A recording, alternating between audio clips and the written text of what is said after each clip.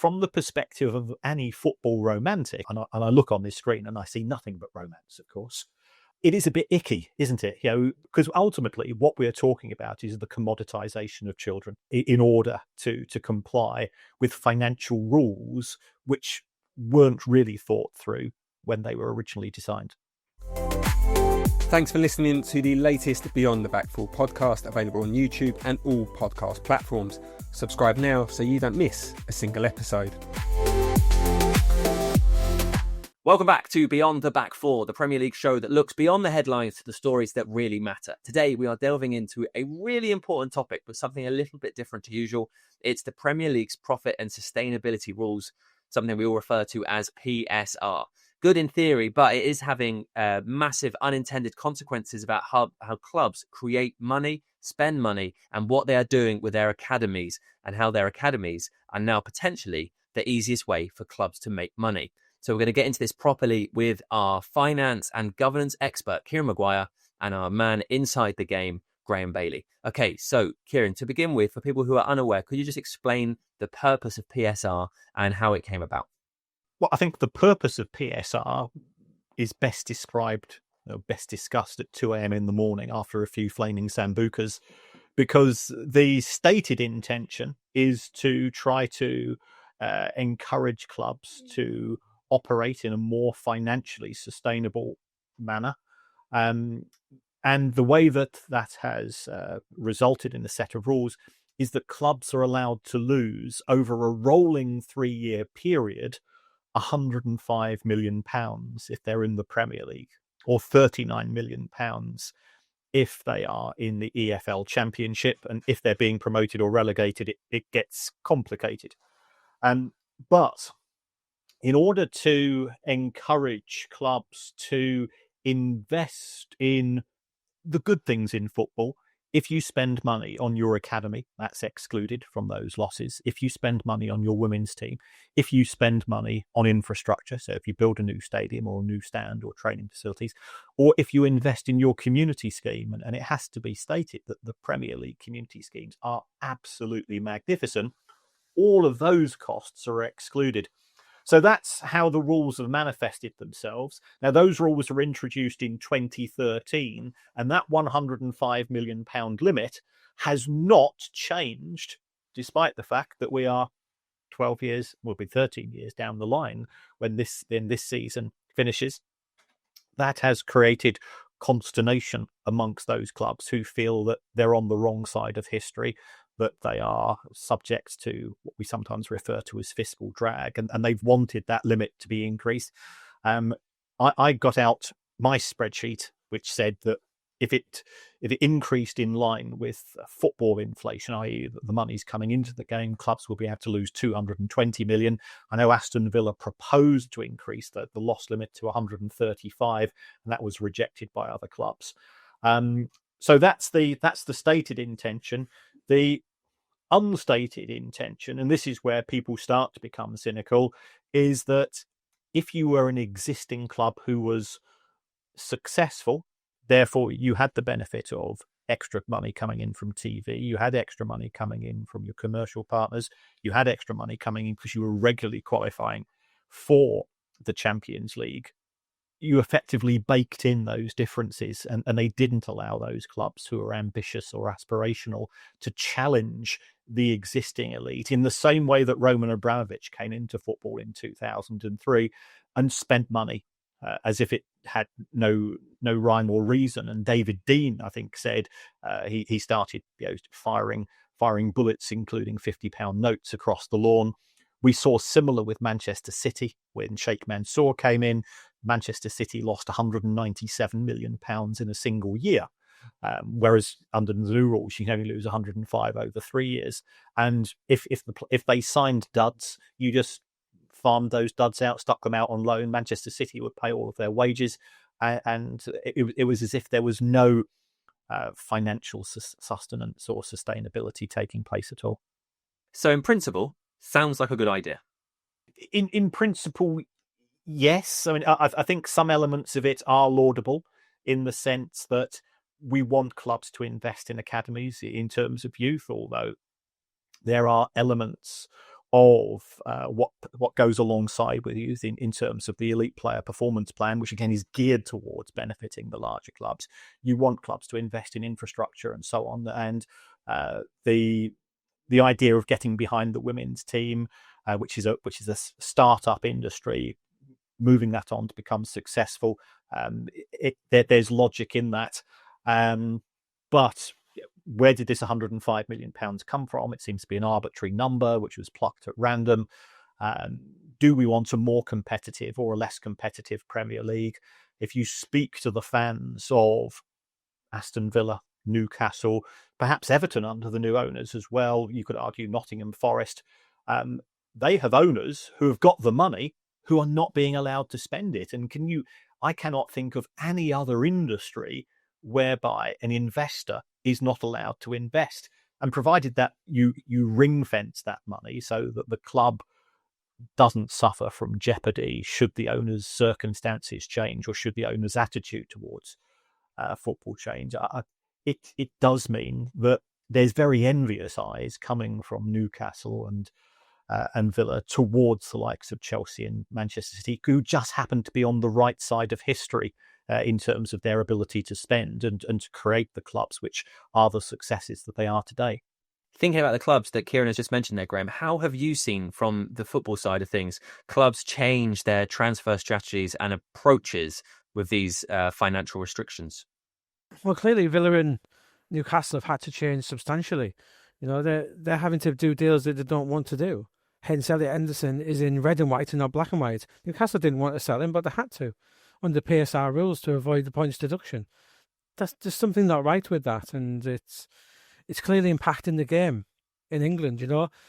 I would say that, and what Kieran said is true. And when you look at the big six, some of them have used PSR to maybe dent the ambitions of some of their players. For instance, Daniel Levy has kept Tottenham's finances in a very healthy shape, but they haven't got a player on £200,000 a week. And it's it plays into some of these ownership and the hierarchy's hands now, where we can't give you that deal because that Newcastle might point to PSR as a reason they couldn't give Alexander Isak the money he wanted, and that was a detriment to the club as well. So it's top six driven, PSR massively, as Kieran has alluded to and stated, and it's annoying the other teams. It really is, but at the moment there's not much they can do about it. So we understand why it exists, and you've just touched on clubs selling academy players for profit, and that is a consequence of this model. Kieran, did people think that through? Was that the intended purpose, or is this sort of a loophole that no one considered at the time and clubs have found, well, this is a good way to make some money? I feel like this is me being a smug I told you so type of individual. We want that. Yeah, plenty of people already accuse me of that on a regular basis, it has to be said. I mean, when the rules were introduced, I went through perhaps 10 or a dozen vehicles through which you could be, I wouldn't say creative accounting, but through which you could ensure that you complied with the rules by doing things which would not necessarily be in the best interest of the footballing side of the business. The reason why academy sales are so popular is that if you take a look at this concept of this 105 million loss, what is a profit or a loss? It's your total revenue, so it's your ticket sales plus your broadcast money plus your commercial income plus your profit on player sales. It's not the player sale, it's the profit on the player sale. That's all the costs of running the club. So if we take a club such as Chelsea, they signed Romelu Lukaku for 90, let's say it's 100 million. And he was on a 5-year contract. So that means his value decreases in the books by 20 million a year. At the end of year one of his contract, he's got a book value of 80 million. They had offers of 50 or 60 million. But they would say, well, his book value is 80. We've been offered 50. We would have an accounting loss of 50 million. If you sell Conor Gallagher, if you sell Mason Mount, if you sell Billy Gilmore, because they cost the players nothing, because they've come through the academy, I sell Conor Gallagher for 40 million. I've got a 40 million gain as opposed to a 30 million loss if I sold Lukaku, even though we would have generated more money. So you then have, what's the purpose of academies, especially when at the elite level, relatively few of these players actually come through to play for the first team. And I had a meeting with an academy director a couple of years ago, and he or she said to me, when I was talking about, from the financial point of view, he said, I signed up for this job because I want to develop youth at this particular football club. I am now seen as a profit center by the bean counters, by the accountants, and I effectively have a target that even for the players that aren't breaking through, if I can get 3 or 4 deals done in, say, the £5 to £10 million bracket, because this is a senior club in the Premier League, and therefore you effectively kike mark, don't you? If you're good enough to get into the academy of Manchester United or Liverpool or Chelsea, whoever it's going to be, then the perception is from the rest of the football market, well, you must be really good, and this is what we are now seeing. And from the perspective of any football romantic, and I look on this screen and I see nothing but romance, of course. It is a bit icky, isn't it? Because ultimately what we are talking about is the commoditization of children in order to comply with financial rules which weren't really thought through when they were originally designed.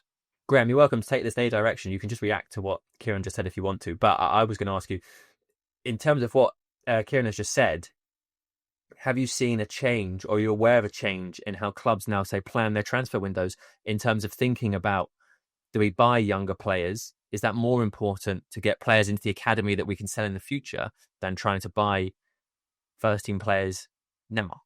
There has been a change, Sam, particularly in this age group, because obviously now you can't go to South America and sign 16-year-olds anymore. They have to wait till they're 18, as we've seen with likes of Hendrick, Esteval, etc. They can't come to Europe until that point. So there's been a bit of a change there. It doesn't stop them doing deals, and those 14, 15-year-olds who are signed with Premier League clubs who won't be coming over till 2028, etc. In terms of the 16-year-olds in this country, clearly, as Kieran's mentioned, the EPPP, something which is really damaged large portions of the English game. It's again benefited the top 6 massively. They can now pluck players 16 and under until they're 17, actually, until they sign that first professional contract. You can just simply pluck a player without any major ramifications. As long as you're a Cat 1 club, as long as you pay for that privilege to be a Cat 1 club, but even if you do pay to be a Cat 1 club, it doesn't protect you from losing your players. We saw that one of the first instances was Izzy Brown at West Brom, where Chelsea came and simply took him, one of their best prospects ever. And the chairman at the time, Jeremy Peace, to paraphrase me, he was like, well, why are we spending millions to become Cat 1 when we're just going to lose our best players? They were sold, they claimed they were sold the idea that if you're a Cat 1 club, which costs millions upon millions to be a Cat 1 club, your assets would be protected, and they're not. But the Premier League clubs wanted the EPPP, so it was easier. Basically, the top 6 were sick of negotiating with teams who they deemed lesser mortals than them about signing a 16-year-old. If we want that 16-year-old, we should have him, and that's how it's turned out. It has bitten a few of them on the backside, as we saw Chelsea losing Rio Naguma to Liverpool. It always does make me chuckle a little bit when I see that happen. But yeah, it's just it makes the Premier League even stronger. It really does, and it stops. This whole thing. It stops the investment lower down the pyramid, because if you uncover a superstar from a championship downwards, you're not keeping him. It's virtually impossible unless the player's really on board with you as a club, and it's up to him to tell him. Now, there's nothing a club can do. We'll be talking about the under-17s for England. England's star of the under-17s at the World Cup coming up in Qatar is Seth Ridgen, the Fulham boy. And it was up to him. He turned down Chelsea and Arsenal, etc., to stay at Fulham. But Fulham were helpless. That was nothing to do with them. That was down to the player and his parents and his camp to turn down the approach.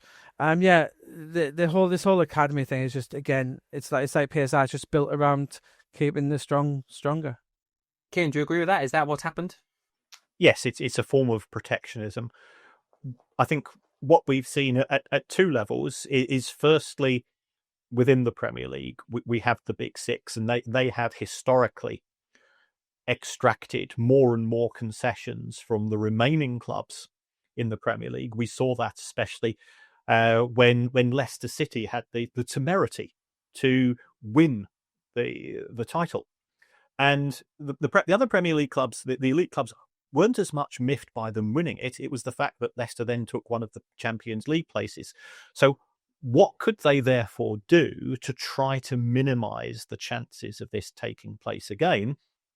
They forced through the international TV rights historically in the Premier League has been split equally between all 20 clubs.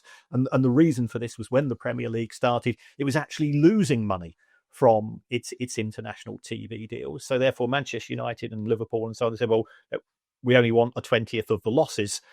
When the Premier League became this fantastically successful product that we have today, they said, well, hold on, the reason why people in Thailand, in Indonesia, and Nigeria are watching the Premier League is because of Manchester United and Liverpool and Chelsea. So therefore, as soon as Leicester won the Premier League, they said, we now want a bigger share of the international deal. And unless you give us what we want, we're going to go and join a Super League. So they've been using Super League as a threat. And clearly, once they played that card in 2021, they can't play it again, although we'll wait and see. And it's exactly the same with EPPP. The big clubs in the Premier League want to bully the smaller clubs in the Premier League, and the smaller clubs in the Premier League want to bully the clubs in the EFL. So you've got this sort of cascade impact. I'm certainly aware of those clubs that have, Cat 2, Cat 3 academies in the lower leagues. They're doing it on a shoestring budget, and you will see sort of they're fairly stoical. The academy managers, they'll put so much effort into developing these children, and that's what we are talking about. We're talking about the commoditization of children, and then they will be given effectively. You only have to give 24 hours notice that you're moving to another club. And the level of compensation, I think it was increased in 2024 for the first time since 2012, 2013 when it was introduced. But the level of compensation is very, very low. Even if you play 40 matches at the Premier League level, the club where that young man developed will be getting, they might be getting £1 million in compensation. Well, you try and find me a Premier League footballer you could buy for £1 million with 40 games experience. And I'll be amazed. Let's talk about this through the prism of the England setup, because you mentioned it earlier. So we've had loads of success recently, under 17 world champions, under 20s world champions, loads of under 21 talent, and we see that consistently, especially recently. Is a system like this going to create more desire for those players? In which case, are those young English players actually going to get more opportunities? Or are they going to get less because they are maybe going to get snapped up by bigger clubs and just sort of put aside, and therefore get less minutes and get less play? The one thing the EPPP has helped England massively, where without lifting a finger, the FA are benefiting from the likes of Chelsea, Arsenal, Liverpool spending millions upon millions on their academy. So they're benefiting. That's why the FA are happy with it. We're seeing the product of these clubs spending millions. So they are backing up. Their promise was to spend millions, and they are doing it, to be fair to them. So whilst they are plucking players from everywhere, they are being backed up, and England are benefiting from this. And the overall thing was for young players to get more minutes, wasn't it? More time. I did argue, I'm not sure why scrapping within living 90 minutes of a club benefits England nationally so much. But to be fair, England, the EPPP was brought in to help England, and so the FA can point to these recent successes. They are going to Qatar as defending champions, which in our lifetime is unheard of. So yeah, from that point of view, it's working. I think I'm not doing my job if I don't say, because you've mentioned the EPPP a few times, that there are some people that won't be aware of it. No, it was brought in 2011, the Elite Player Performance Plan. I would say that I wasn't a fan when it was brought in. The famous quote around this whole thing was Steve Parish stated at the time that the EFL clubs had sold their, I'm paraphrasing, sold their souls to 30 pieces of silver, something along those lines. But I know Kieran knows a lot more about the EPPP than me, and I do think we actually have the same views on it. We do. It was such a good idea that you would have thought that all 92 clubs would have bought into it. And just to convince the clubs in the EFL that it was a great idea, the Premier League threatened to take away solidarity payments unless the clubs in the EFL signed up to it. And people not familiar with solidarity payments, a proportion of the Premier League's TV deal goes to the 72. And it is quite a lot of money. It broadly matches what they get from their own TV deal with Sky. So it is a lot of money. And the Premier League said, "Oh, we've just been checking our small print in our relationship with you, and these solidarity payments, they are a voluntary contribution by the Premier League to the EFL. So if you don't like them, we might voluntarily decide to withdraw our support." Have a bit of that. All right, let's move on then to the future. So this has been a fairly damning review of PSR, but for you, Kieran, what comes next? Or actually, is there nothing that comes next? Is this it? Do the likes of Villa and Newcastle just have to suck it up and work their way around it? Following PSR, we are likely to have an adoption by the Premier League of something similar to what we see in UEFA, which is the squad cost rules. And this means that for every £100 that you generate from your ticket sales, your broadcast revenue, your commercial revenue, and your player sale profits, you're allowed to spend a maximum of 70 if you qualify for UEFA, or 85 if you don't qualify for UEFA, on player wages, amortization, which is your transfer fees spread over the life of the contract, player write-downs if a player's rubbish or as an injury, and agent fees, which was weirdly snuck into the system. And again, I was talking to somebody at a Premier League club, and they were saying if this is introduced, clubs will potentially be going all out to avoid qualifying for the UEFA conference, because if I finish 8th the following season, I can spend £85 out of every 100 I generate on my player wages. If I qualify for the conference, where you make no money anyway, we can only spend 70. So you actually become hamstrung by qualifying for UEFA's weakest tournament. So that's one of the proposed introductions. And there's going to be a vote later this month at the Premier League executive meeting in what we refer to as anchoring. And anchoring is a bizarre concept. What you do is that you take the amount of money which is generated from TV only by the side finishing bottom in the Premier League, you multiply that by 5. So last year it would have been £110 million for finishing bottom. You multiply that by 5, which gives you 550, and that becomes your wage cap. And this is being put forward by those clubs who are concerned about the elite clubs at the Premier League making so much money from commercial deals, all of these expanded stadiums and the extra match day revenue, that the Premier League becomes less competitive. I'm not convinced that it's going to get the 14 votes that are required in order to change the Premier League rules. I'm certainly aware that the two Manchester clubs are very much opposed to it because they're both very successful commercially. And I would imagine that there will be a response from the PFA because they are conceptually opposed to wage caps being imposed on them with no consultation. So I think well-known sports lawyers in this country, and they are on speed dial from the PFA, in terms of if this does get approved. And I'm not convinced myself that we will get that far, that there will be some form of objection. And then they did successfully overturn the proposed wage cap, which was introduced 4 years ago in clubs in Leagues 1 and 2. Graeme, just listening to everything that Kieran's just said, what's your view on everything that we've discussed? How do you feel about PSR and the future of the game? It's top six dominant. And if you listen to what me and Kieran speak about, the one, that factor going through everything, that one arcing interpretation is that the top six dominate English football. So the way to get, say for instance, as we said there, the vote coming up on anchoring, if the top six are struggling, there'll be a way that they can get, say, Villa and Newcastle on board. Do they propose the tweaking of the rules so they can maybe not join the top table, but a few more breadcrumbs from the top table can come Newcastle and Villa's way? That's the way I see it going. I think the top six will just manoeuvre themselves as they have throughout this history, as we alluded to.